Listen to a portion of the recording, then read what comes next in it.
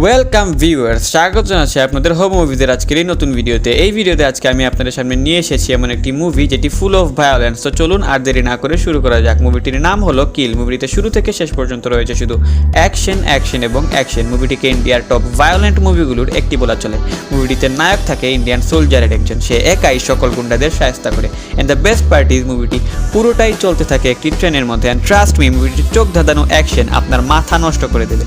প্রতিটি মিনিটে একটা করে মার্ডার, কোনো প্রকার গান ইউজ করা ছাড়াই। মুভিটির 95% অ্যাকশনই ছিল দা, বটি, কুড়াল, cylinder, stump, hockey stick, knife এগুলো দিয়ে। বাকি 5% যা ছিল তা হয়েছিল পুলিশের বন্দুক দিয়ে।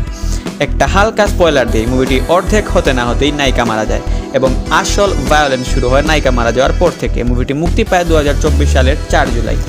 মুভিটির নির্মাণে ব্যয় হয় 40 কোটি রুপি এবং মুভিটি life time box office collection করে 47.12 কোটি রুপি, অর্থাৎ মুভিটির নেট প্রফিট 7.12 কোটি রুপি। মুভিটির IMDb rating 7.5। তো এই ছিল আমাদের আজকের ভিডিও। এরকমই সব ওয়ার্ল্ড ক্লাস মুভি রেকমেন্ডেশন পেতে অবশ্যই হবা মুভি চ্যানেলটি সাবস্ক্রাইব করুন। ধন্যবাদ।